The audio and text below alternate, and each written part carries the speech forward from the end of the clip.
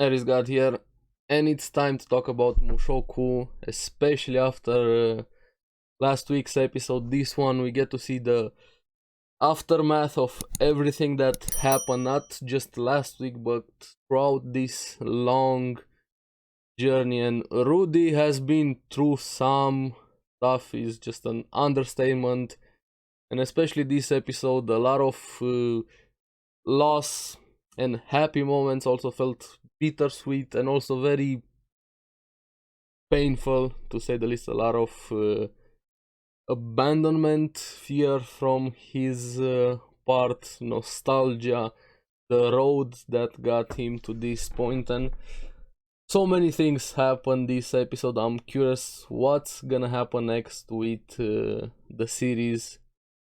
A lot of stuff to go through this, so let's get into it and talk about it. Now, the episode starts with him having this nightmare. You can tell from the beginning it's a nightmare. Him seeing all of the people he cares about, a vision of his family, and slowly losing them. That's just a precursor for things to come. I feel like that scene just put into perspective the entire episode with his nightmare and everything that happened this episode. But yeah, we have a very emotional moment with him and Ruijerd wanting to know what the man god is, and Rudy telling him about the Laplace curse on the spears and how it almost is going away, especially since he's shaved his hair, and all he has to do now is work and he will get back his reputation for Ruijerd. And we see him finally, Ruijerd, in a vulnerable state, with him actually shedding some tears, and that was a very powerful moment, seeing one of the most stoic and serious characters throughout the series finally being in a vulnerable state. And I love Ruijerd, and I got very emotional in that moment, and also what happened after. Now, Rudy slowly trying to imitate what Orsted did last episode, nullifying magic. Very curious, is he gonna be able to do it? I feel like that's a very high level technique, so to say the least, or something special to Ruijerd. I don't know if Rudy is gonna be able to learn it or do something similar, but that's gonna be interesting, hopefully, for the future. And you can see how Eris starts feeling a bit not good enough to be with him, and that's gonna play a major role even more after her conversation with Ruijerd, but we will get to that. And we see them finally going back home, or at least to Rudy's home first. I got a feeling like that image when the logo of the series showed up, very reminiscing of the gladiator fields from the other world. Looks so good even in anime form, but the series, as you guys know, looks amazing. And have him going back through all of the memories, everything, his childhood home, everything that happened, remembering all of the stuff he's been through. And one detail I liked quite a lot on his coat, still see the place where the hole where Orsted showed his love for Rudy. Let's go with that. Gotta give thanks for that detail. I feel like adds a lot to the series, how much love they put into details like that. And this is where starts feeling a lot like a goodbye throughout this episode. And have Ruijerd telling them, you don't have to be a babysitter anymore, to Rudy feeling guilty or feeling like he didn't do anything for Ruijerd or didn't do enough to help him. I like that Ruijerd helped Rudy even in this moment quite a lot, trying to get him out of that self-pity he was in, being very grateful for everything that Rudy did, even though Rudy thought that the man god was the one that helped him. And Ruijerd telling him, hey, you were the one that helped me, not the man god. You were there for me.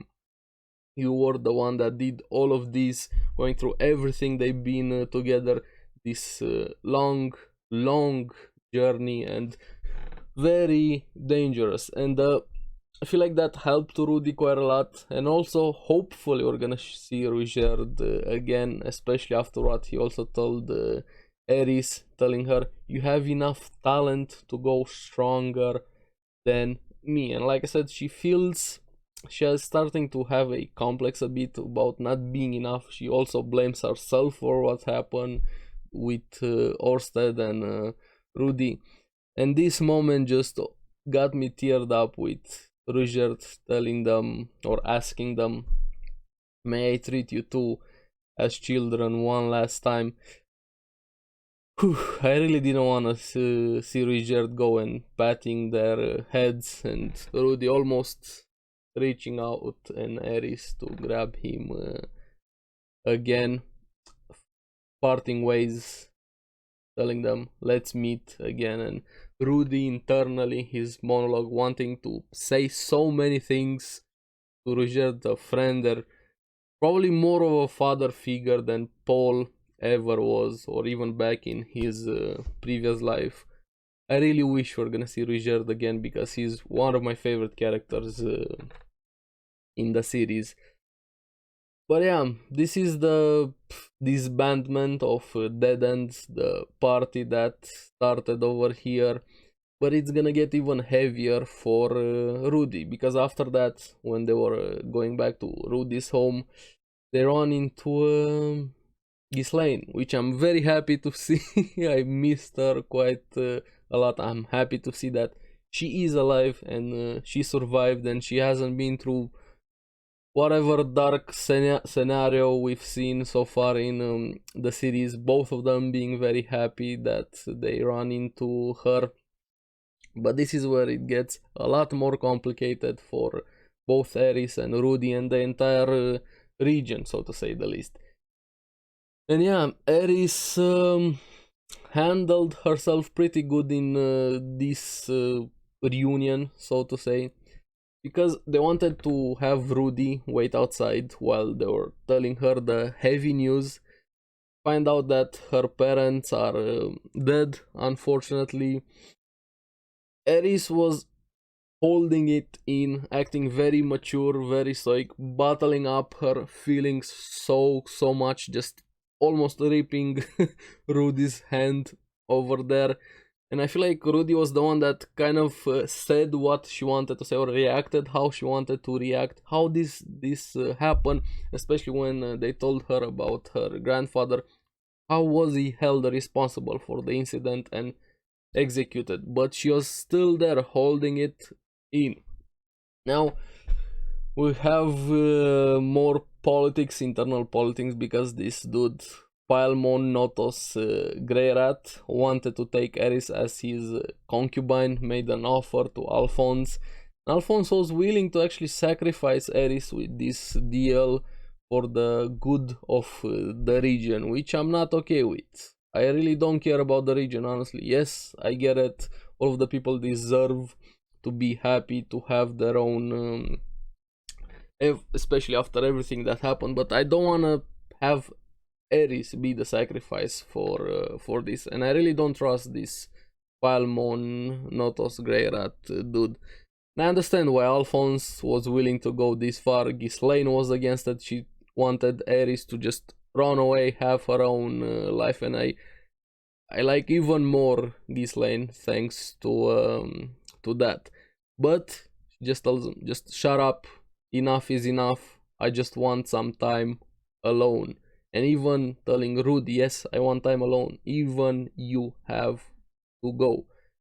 And he slowly goes away, and just before he walks out, she starts breaking down, crying, finally letting herself feel everything that has happened and everything that she heard. But yeah, Eris just got hit by an emotional shock, and we'll get to that a bit later on after everything she does.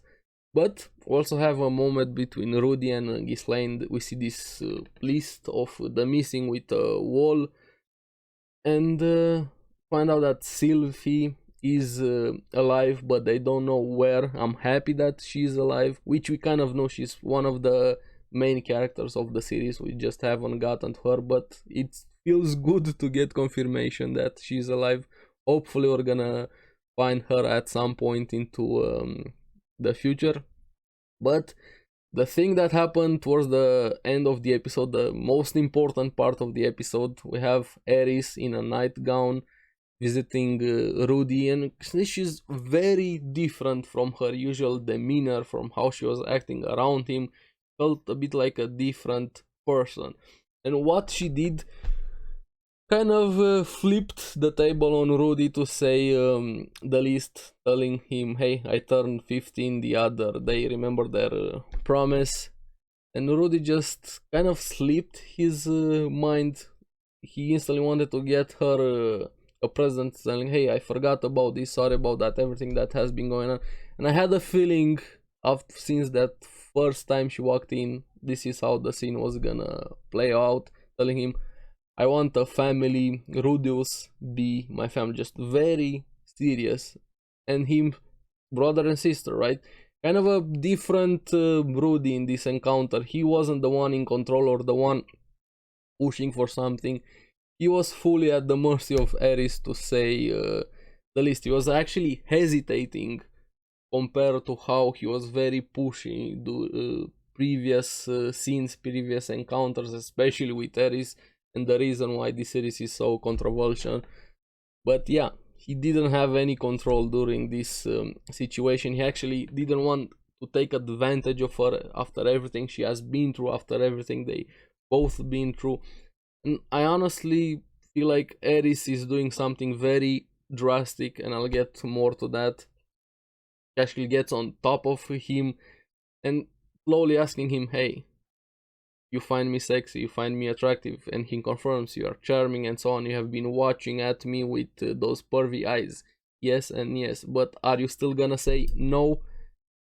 Yes, Rudy actually said no while having everything he wanted from Eris in his face, and I gotta give him a lot of credit for that, especially how he is scum, to say the least. In this moment, he did his best, telling her, not until I also turn 15, because he's still not 15 in this body, in his current life.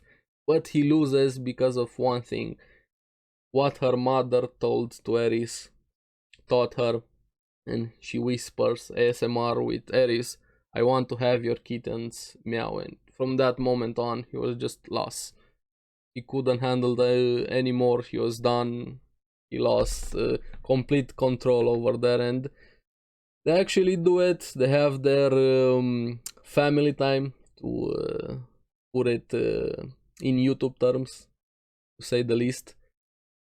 But yeah, he lost completely. They go through with it, remembering all of the times, everything that happened between them, fond memories, their journey so far, that show we had over there being played out while we know what was happening. That was a very different Eris, to say the least. But what was even more hitting him like a truck for Rudy, not just him finally doing it, waking up very satisfied, very happy, full of energy, but I had the feeling this was gonna happen. This entire scene played exactly how I had it in my head from when she walked into his tent. She's missing. He finds her hair cut over there with a note. You and I aren't well matched right now. I'm going away. And he actually goes to Alphonse to ask him, hey, what's going on? What's happening over here? Where is she? Why is she doing this? Just dumbfounded, confused. And she actually left instruction, don't tell Rudy where I'm going. She went on a journey with Ghislaine. And Rudy's just distraught, dumbfounded, and running out of words. How just hit like a truck again, with full of everything, after everything that happened with their journey, after spending the night with Eris, feeling abandoned, confused. He starts breaking down, crying. He lost Ruigerd. He lost Eris, he doesn't know where Sylph is, he doesn't know where his mother is, they still don't have any information of that, so he lost pretty much everything all over again in this episode. And even more what hit him after he spent the night with Eris, he just left.